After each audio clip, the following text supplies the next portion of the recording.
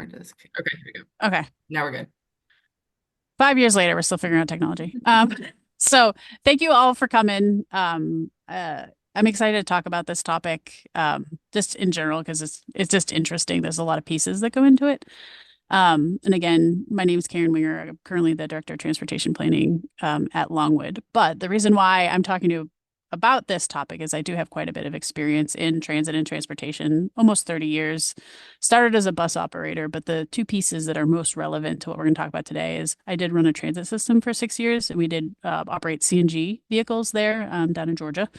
And then before I came to Longwood, I spent 2 years as an alternative vehicle fleet lead doing alternative fleet conversion plans, mostly at that point, battery electric and sometimes dabbling in hydrogen. But like we had previously done a lot of CNG plans. So a lot of space around thinking about like, okay, how do we convert these vehicles? What are the challenges and opportunities? And I will talk about both light duty vehicles, which are your passenger cars, pickup trucks in that space, but then also like heavy duty vehicles. And it's kind of a different world between the two. So that's kind of the experience I have bringing to this. I will also throw out that if afterwards anybody wants to kind of talk through like a strategy on potentially fleet decarbonization, I'm happy to assist. I have done fleet plans in the past, but I don't have all the tools to do them here, but I'm happy to like help guide you through that.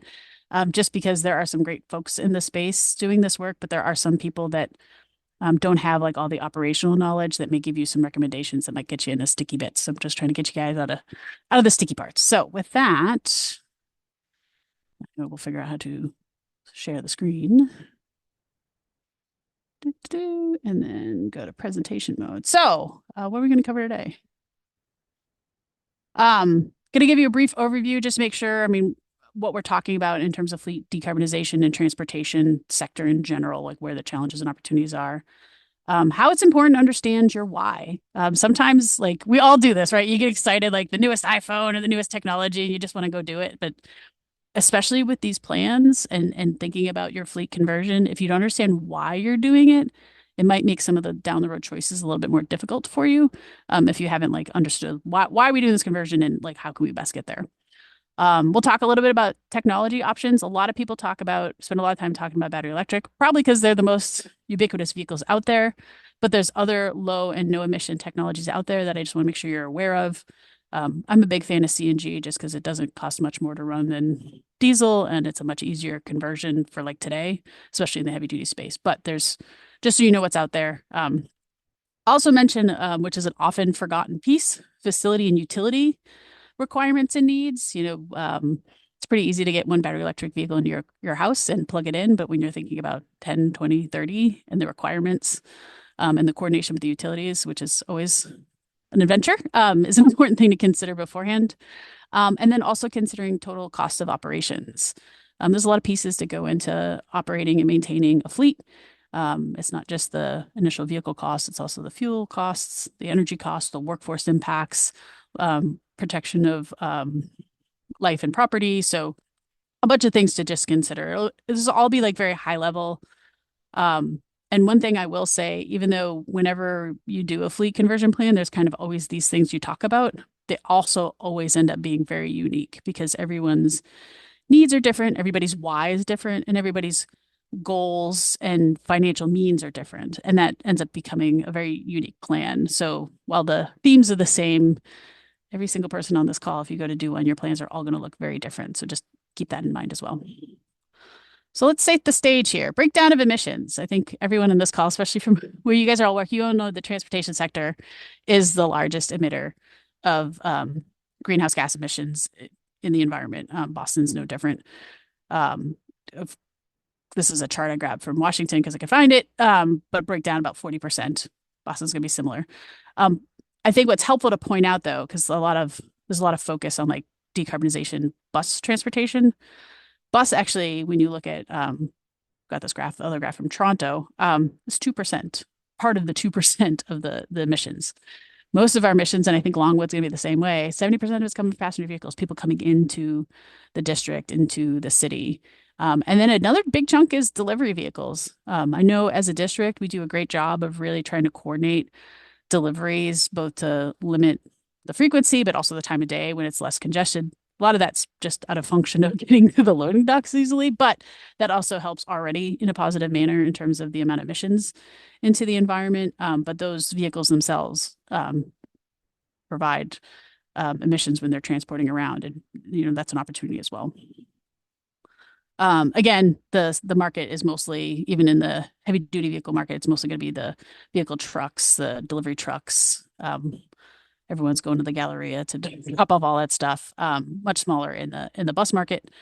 Um, so kind of setting that table. So understand your why. And this is so important before you do any planning. Because like I said, I'm like this too. I get so excited about whatever technology we're looking at, and I just want to go do it because it's exciting. But it's really important to understand why are we doing this. Is there a specific mandate, like, the specific battery electric vehicle mandates are popular, like we need to convert everything by 2030. Okay, well, then that's a mandate you got to meet, and you don't have much wiggle room on that. But if we're trying to find ways to save money but be environmentally conscious, there's a bunch of different levers you can pull on that.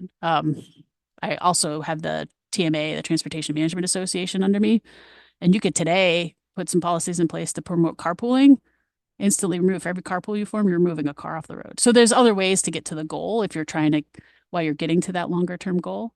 Some of you may have corporate ESG goals. That's why this is fitting into, how you're thinking. You may just want to say, hey, are these technologies, are they going to improve my operations? Do they operate better than the current internal combustion engines that I have today? Do they help move things around better? So those are all like important to understand your why, your goals, which is just, having done a bunch of these, is a really important compass and sort of grounding point as you're making the plans going forward on how you're going to make the choices. Because there's a lot of choices. There's a lot of propulsion systems, vehicle types, how long the timeline is. So that's one important piece. As I mentioned, there's quite a few different vehicle types out there, in both the low emissions, which is like renewable diesel, hybrid electric, and compressed natural gas. So they don't have zero emissions at the tailpipe, but they're lower emissions than a conventional vehicle. And then the zero emission vehicles, which is battery electric and fuel cell. Some of them are more readily available than others. As you can see, like renewable diesel is probably the dirtiest on this list, but is the easiest one to get. Biodiesel's really easy to get than some of the other ones. And the vehicles you can use a standard diesel vehicle. Hybrid electric is also another really easy vehicle to both acquire, operate, and as long as you can get the electricity in, which you don't need as much because it generates actually internally. So it doesn't have as big of an operational profile. Where you start to get into like some other challenges, both with infrastructure or vehicle availability or fuel availability, is the last three. Compressed natural gas vehicles, CNG vehicles, and the T has quite a few of these running right now. They were a very popular option before the battery electric market started to pick up a bit. Clean Energy has some great programs that make it really easy to put charging fueling stations right on site. The vehicles are pretty ubiquitous, especially in the light duty market. Heavy duty market, can be a little harder, a little less choices. And they're generally will operate similar to a diesel vehicle or a renewable diesel vehicle or hybrid electric, but slightly less performance. I probably should add a quarter circle on those. And then the two most popular in the no emissions category are your battery electric and fuel cell hydrogen vehicles. Battery electric vehicles, and I have a slide on here later on, in the light duty market, there's tons of vehicle choices. Like if we had this conversation 10 years ago, there might have been two. Now there's, I think, over 100 different vehicle choices in the light duty market. I mean, you can go from like a Chevy Bolt to a nice Ford F-150 if you can justify purchasing. It's a nice vehicle. So tons of opportunity. If it's just a handful of vehicles, connecting up with the utility is a little easier equation than trying to hook up 10 heavy duty vehicles. The heavy duty vehicle market, though, on battery electric is tight. It's actually less battery electric buses today than there was before the bipartisan infrastructure law. And I'll go into that a little bit more on the timeline and that's gonna be similar with like trash trucks and fire trucks.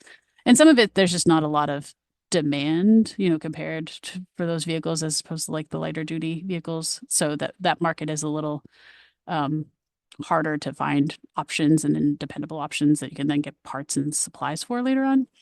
Um, and then generally a light duty vehicle, again, your sedans and passenger cars, pickup trucks will generally perform similarly to your standard ICE vehicles. Um, Sometimes if you have a vehicle that's out all day long, it might not perform quite as well. You might have to charge it midday. Heavy duty vehicles, again, like I'm thinking of buses that are out there all day long, may not make the range. You may need two buses to do the same amount of work. You might have to rethink how you do the work. And this is why it gets important to the why. Like if I had to go and spend twice as much, well, actually four times as much because a battery electric bus costs twice as much as a diesel, and then I had to buy two of them to do the same work, and I can't transport the people I need to transport, then maybe I need to look at another option that sort of gets to my goals, but I can still move people, if that's what my main core function is. Fuel cells are a great option. It's just not available. So I do have it in there. And there's very few vehicle options available across the sector in both light duty and heavy duty vehicles. Hydrogen right now in Massachusetts, in order to get it here, it has to be delivered probably by a diesel truck. So that kind of defeats the purpose. But in, some states like California, ironically, Florida, have some great hydrogen fueling locations, just make hydrogen a better option. And it's a good one to watch because it also is a no emission vehicle. And if, especially if the hydrogen actually availability becomes a little bit more available without having to have it delivered by a diesel truck, then it actually has a little bit better operating profile than battery electric. So that market's probably the most nascent of the ones, but still out there as well. So I was talking a little bit about some of the challenges as an example, both pros and cons. So the heavy duty bus market in 2008, Proterra, which was a company based in South Carolina, debuted their first battery electric bus, kind of commercially produced. There's been some like one-off battery electric buses before this, but this was kind of the big splash. 2010, it went into service. 2016, FTA, the Federal Transit Administration, started providing a carve out of their bus replacement program specifically for these no and low emission vehicles, so including battery electric and CNG. And it was funded about $200 million a year, which sounds like a lot, but when you have like hundreds of transit systems and a bus costs $500,000 a pop, it goes fast. In 2021, and this is why that's important, that was increased by 5 times the amount. So now annually, $1 billion was going to be handed out to buses. So for low and no emissions vehicles, mostly the battery electric and a handful of hydrogen, increasing the demand, increasing the opportunity. Like there's tons of money now for these manufacturers to really get invested in the market. Even with that additional money coming through to support that specific part of the sector, 2023, one manufacturer who also manufactures in Europe decides they're leaving the US market. 2023, Proterra, the one that had that first bus back in 2010, hit the road. They filed for bankruptcy. And then in 2024, another manufacturer announces that they're leaving the market. So there's like basically two battery electric bus manufacturers in the US right now, even with all that funding. And, makes it hard to like commit to like, either A, you're now stuck with one manufacturer, you don't have a lot of choice, and then they can sort of control the prices. And even with all that additional infusion of funding, made it hard for them to even maintain that original momentum they had.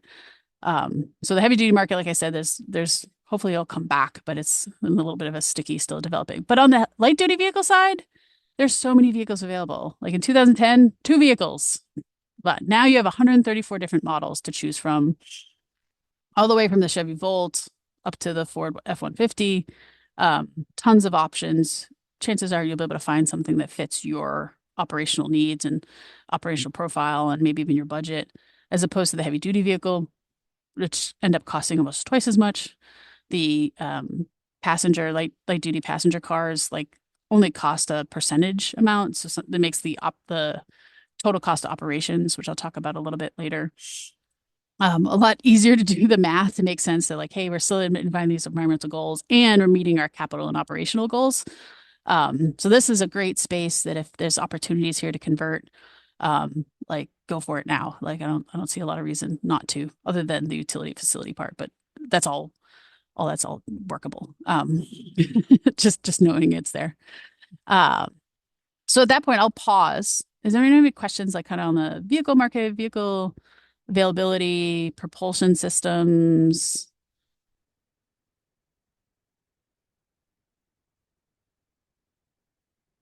Okay, cool. I'll keep going.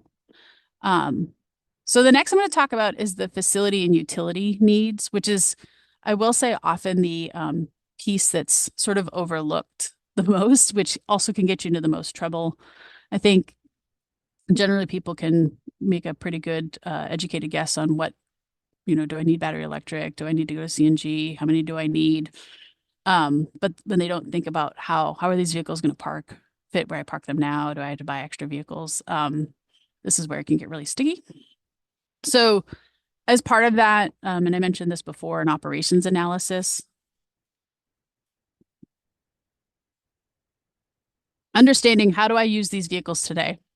If it's a sedan that's used once a day for 2 hours a day, your operational concerns are much less than this is a Ford Transit that's going out for 16 hours a day and is running the whole time and maybe it's doing repairs on campus or whatever. So understanding how that vehicle operates helps you then figure out how big is the battery, how long is it going to run, or will I need to charge it with hydrogen or fuel it up with hydrogen or however, so that make sure you have the right choice. Because at the end of the day, none of us are, we're managing fleets, but we're managing those fleets to help our organizations with their core functions, which is to provide healthcare or education. And we need to make sure, which is why going back to that why from the beginning, it's so important to understand, okay, this is what we're trying to do. We need to make sure we can still be able to do our organization's core functions and have vehicles that support that. And there's a lot of options out there, like I just showed you on the light duty vehicle market, to achieve that. But I think understanding that going in, is really helpful and understanding I've seen this a lot in plans where it's the same thing like when you go buy a car and you see a nice vehicle, you see like the gas mileage, it's 36 miles. Do we ever get that? No. On a battery electric vehicle, says it'll go 150 miles on a charge. I will tell you that vehicle will never go 150 miles on a charge. So also understanding like those kind of operational realities. With that operations analysis, if you do have vehicles that are out all day, you might need to buy extra vehicles in order to make sure you can still do your core functions, which is great if you have the capital dollars for it. But our parking locations within Longwood or wherever we're storing our fleets are tight. Do you have room to store extra vehicles? Same thing with if you go with battery electric and actually hydrogen as well. If you're going to battery electric, you'll probably charge on site. Hydrogen, you may fuel off site. And CNG, there's actually clean energy sites available pretty ubiquitously. But do I have space for additional charging equipment, step down electrical equipment, on site or near site to provide that? If parking's already tight for your vehicles, that could impact like how many vehicles you can convert. Can my current facility accommodate these additional needs? The fuel source, where's it coming from? How's it getting to, my facility? And I'll mention this partly because I've seen this happen more than once. Your facility might be next to a substation and you think you can just plug in. There's often had this happen twice. There's no power available because the utility has already calculated out this is the power need here. These are the new projects or developments or expansions that are going to require additional power. And there may just not be power available for you at that substation, which doesn't mean you won't get power. It just might mean you have to connect to a substation down the road. Someone has to pay for that connection. It will not be the utility. So that kind of fits into like your total cost of the capital project in doing that calculation. And again, all stuff that's manageable, but at least knowing that, hey, I'm going to have to pay for this additional connection up front helps you make better budgets to move that project forward. And infrastructure requirements. In addition to the charging equipment, you might need additional, like I said, electrical utility equipment. If space is tight, and I've seen a couple designs where they'll actually do a overhead kind of covering and do the electrical equipment above that, which is fine. That can be done. That can be engineered. But and you see it a lot with solar panels, but the structural requirements for solar panels is much less than what if you're going to put a bunch of charging and medium voltage equipment overhead. So understanding that ahead of time so it can be engineered and structurally designed correctly to support that is important. Another piece that's sometimes overlooked or forgotten is emergency response. There's actually a lot more from when I started doing this a couple years ago, materials for first responders around, especially light duty vehicles, passenger vehicles, but still having a conversation early on with your risk management, your insurance carrier, local fire response on what things you might need to engineer into your building or account for is important. And then also, and I know I did this a lot as a transit agency when I was working with the CNG vehicles and just vehicles in general, like working with the first responders so they understand the differences on the vehicles so they can respond appropriately.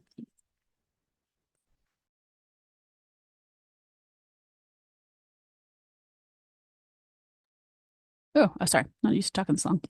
And then you may need to do site hardening requirements. Sometimes you see this again with battery electric. You definitely need to do site hardening requirements if you're going to have a hydrogen fueling station on site. And then I kind of talked a little bit about the local utility challenges. Coordination with the local utility, the earlier the better, especially if a long-term expansion plan is ideal. And then I know a lot of the institutions in this call have certain MATEP requirements, which again, not a deal breaker, but understanding your commitments and then how this maybe change in fuel source might impact that is important to going up front so you can sort of manage to that expectation. All right, risks. They're out there. They're real. But if you can have real conversations about risks up front, you can start to mitigate the ones you can. The state of the market is wild. And I haven't even talked about federal grants because that's like the most wildest part. Um, but in the even in the light duty vehicle market with tariffs going up and down, there's impacts not only on the vehicles but the parts to operate and maintain them. I think understanding that kind of going in, vehicle lead time and costs as well, relatable with just the market impacts. COVID had also an impact on this market, and I was recently talking to some friends that still work in transit operations. They still have a hard time getting parts for some of their battery electric buses, even post COVID. So some supply chain markets, especially very like niche vehicle segments, are still struggling to get just those replacement parts, standard replacement parts to keep their vehicles going. Equipment lead time and costs. Sometimes charging stations take a really long time to deliver. It's not unfortunate you can't go to Amazon and just have it delivered next day. Some of them have months, if not like 2-year lead times. So just being able to keep that in mind. Obsolescence risk, especially with newer technologies. And you'll see this also a lot with the software that goes with charging equipment. There's a lot of software around the management of charging, being able to talk to your vehicles if they're throwing off codes around charge management, state of charge, if there's maintenance alerts as well.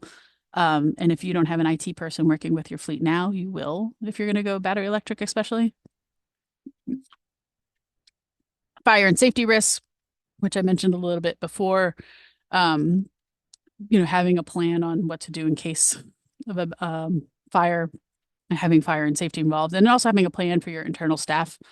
And then the utility grades. I will say one of the projects I worked on was with LA Metro, and they had some pretty aggressive goals to make sure they were fully electrified for the Olympics. And really, the slowest part of that equation, given all the things I've talked about, the state of the vehicle market, was the utility, like just the utility's ability to be able to provide them that much power in that amount of time is really what's going to slow down their timeline. Sorry.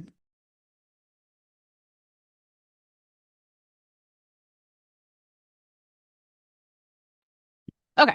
Um, was there a chat in there too that I missed? I know someone has a question. I can pause for a second. No. Okay, cool. So total cost of operations. This is another piece on the facility like the facility utility is kind of just not thought through. You're like, oh, I got my vehicle, we're good to run. But there's impacts to the cost, both positive and negative. Like sometimes electricity is cheaper than what you were paying for diesel. That's a good. The cost of the vehicle replacement, especially if you're doing it already in your regular vehicle replacement cycle, sometimes won't have much of an impact, especially if it's a lighter duty vehicle that's more closely priced to the current internal combustion engine vehicles. But if you need additional vehicles, that's obviously going to impact your total cost of operations to make sure you're still doing your core functions, still being able to deliver the linens and get people from point A to point B in the vehicles. Charging equipment has impacts if you have to do facility improvements. If you can't plug into the substation next door and have to plug into the one down the road, you have to charge the IT networking costs. It can be not significant in terms of the vehicle cost, but if you're not expecting to have that additional IT need, it can be a surprise. Workforce development. I will say this is, depending on how your fleet's maintained, maybe not something you think about if you have another contractor, but um, there's not a lot of folks in this space. Like they're literally being trained on the job to do this work.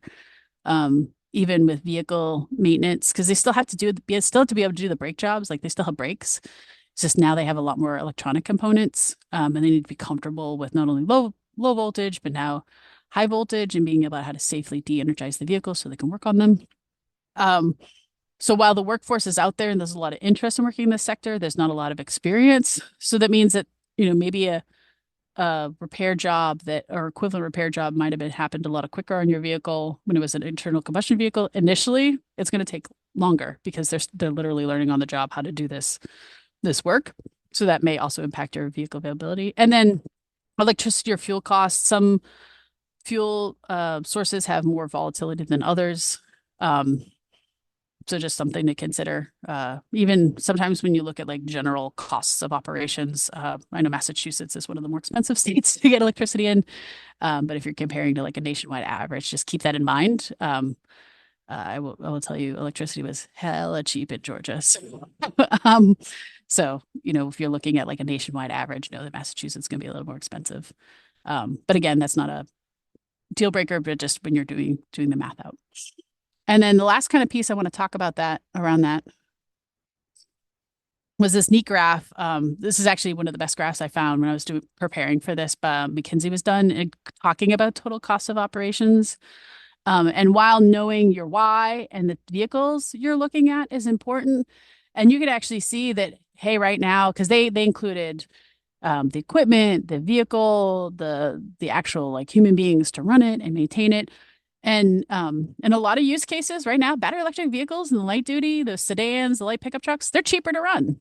Again, this is a nationwide average on energy costs, so we would need to just redo the math. But I imagine that's enough of a difference that it'll still be okay. But if you can look at heavy duty vehicles, and they're not taking into the challenge of just lack of availability sometimes, like the math's not there yet. It's actually more expensive to run battery electric vehicles.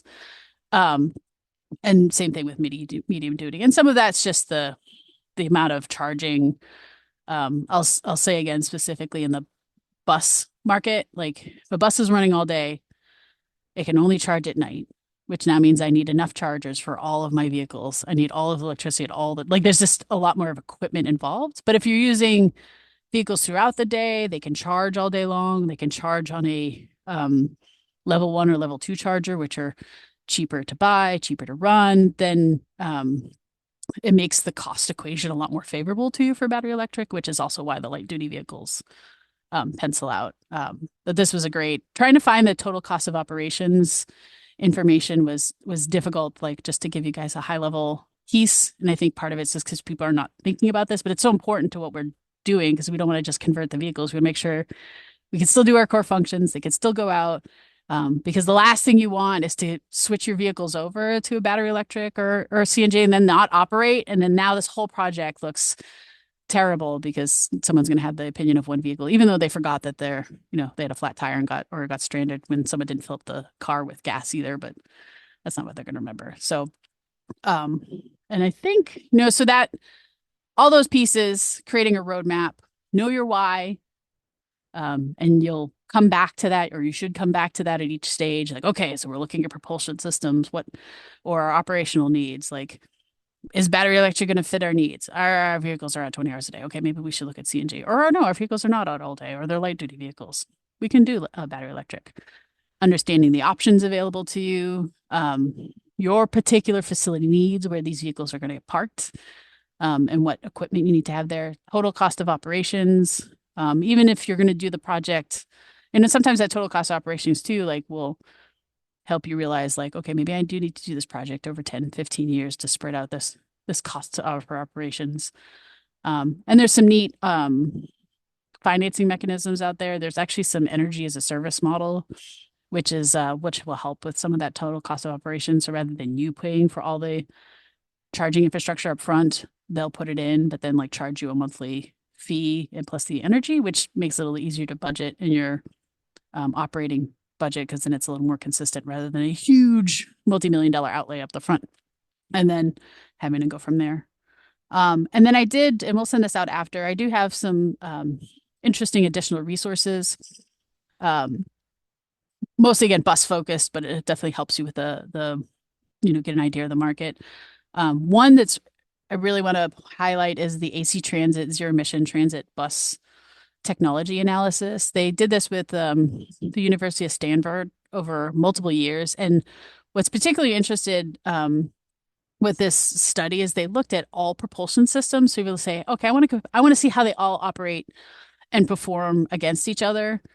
They had diesel vehicles, hybrid electric vehicles, hydrogen vehicles, and battery electric vehicles. And they looked at all manner of metrics to vehicle availability to do the work, um, maintenance breakdowns, cost of operations in terms of including the energy costs and the maintenance costs. So if you're wanting to dig further and have a great comparison across different propulsion systems, that's a good one. And then I included a couple other like very bus oriented ones, but kind of, this is probably the scariest part of the market. So if you feel comfortable once you read these, like the light duty part, if you want to do the sedans and the passenger cars are a lot easier. And that is kind of the end of the roadmap discussion. Again, I do want to throw out there if anybody wants to have a strategy discussion on thinking further for your organization, because they threw a lot out there.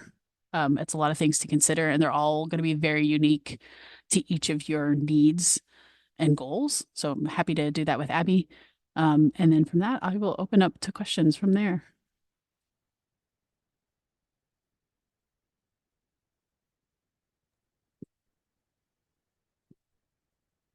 I just have one question. Uh, did you do any work on charging station for the facility, which is for employees, not internal? Most of my work, because I was working with like heavy duty fleets, were like on the like operational vehicle On you, okay. side. I do have some experience with like the employee No, parking, and those same things you'll want to consider. You know, well, some of it's going to be policy wise too. Like, is this a benefit you're going to offer as like that piece? But then, um, less risky so, but you'll still want to consider like, okay, how does this impact potentially like life and safety to the building or the facility or whatever it's parked near? And then the management of those charging stations. I don't know if you have a third party contract, but if I was doing employee charging, that's the way I would go, is have someone else make sure that they're up and running and maintaining them.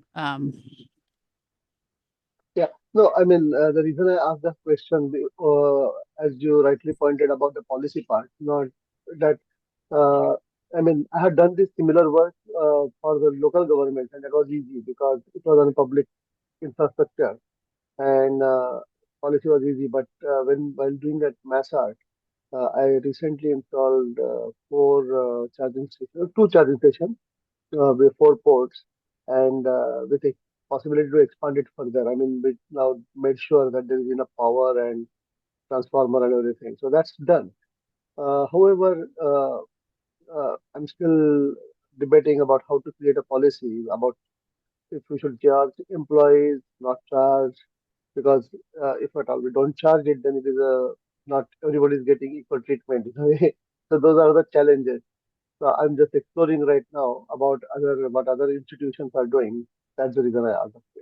Yeah, and so the TMA is also under me, the Transportation Management Association, and Yeah, I think there's a real opportunity. We can also talk with Kasia and the reach out to the Association of Commuter Transportation on that realm because that's with the employee charging station. There's an opportunity to both kind of pull on those levers as like an employee benefit while still providing like that environmental good. yeah, So happy to discuss from that end. There's like while the fleet decarbonization is exciting too, there's also like other pieces, and that's like one of them, like charging policy. Like, is that a way I you could know. promote carpooling or you know, I really want to get more carpooling in the district in general, but but uh, just we have some people with long commutes. They're not going to be able to take MBTA, so if we can get them carpooling, like, and you know, maybe that's a lever that can be pulled on. And I know there's some other folks that we could reach out within the Association of Commuter Transportation that have Right. worked around that policy as well. So yeah,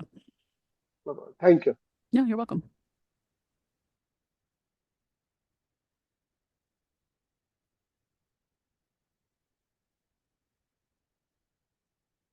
I hope I didn't scare anybody. They're all very manageable risks and problems, but I just, as long as you know them going in and then you can plan accordingly, and it still won't Did go you 100%, but it'll save you hear some headache. anything about hydrogen part that you're talking about?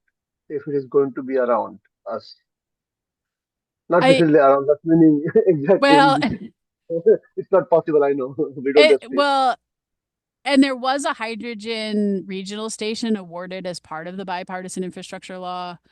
I have not dug into I will not name the I think current they were bill, but supposed to be at Riviera or some other place. They were thinking about it for a while, or it I was, forgot in that area somewhere. yeah, and Yeah. I'd be interested, and I'm sure I'll get an email soon of like how the federal impact funding is impact to that because Oh I yeah. mean, there was a lot of infrastructure needs to get that done. So that's TBD. And I also will say, like, hydrogen itself, I think is still trying to figure out its role in this space. Some of the challenge with battery or just electricity in general is that like it's either use it or lose it. It's either it gets stored, it has to get stored somewhere, either in a battery or a microgrid. Um, Right. Right. and I know internally when I was at the architecture and engineering firm, we were talking about like, is its best role in the vehicle, or maybe it's as a storage mechanism so that when the grid is like maxed out and you need to tap into another source to provide a little bit more stability in the grid, like maybe that's where hydrogen plays its role. Um, and it'll be interesting to see as like California develops will definitely be the leader in that market, how they develop it. Does it end up in the vehicles? Does it end up as energy storage, as a backup?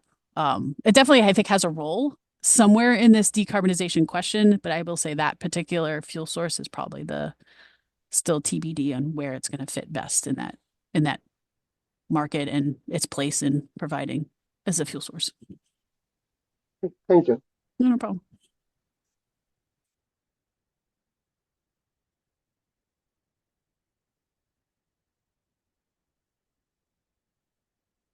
Well, alrighty. I'm also happy, like I mentioned, if anyone wants to talk offline or individual, especially this was very high level and very broad. If you have like very specific fleet goals, or again, throwing out there, because there's a lot of opportunity to kind of toggle on this around like employee benefits as well, and adding that into your strategy. And I will say, Massachusetts still has quite a few grants available that have not been canceled with the federal government. So around like the level one, level two charging opportunities, um, some through Eversource, some through I forget the Massachusetts organization, Clean Energy Council, that are they're still out there and still readily available. So won't be able to do your whole fleet with it, but you can do some charging stations. This was really interesting. I think we're at Children's, we're not yet going down this path, but it felt very daunting. So I'm glad that we now have you as a resource.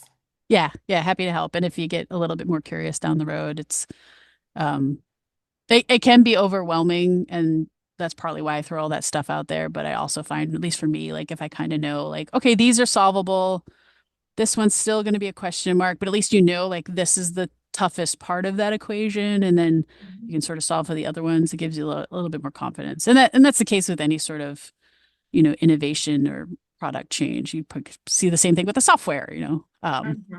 So Mhm. happy to help with that and be a resource for you guys. Very cool. Thank you.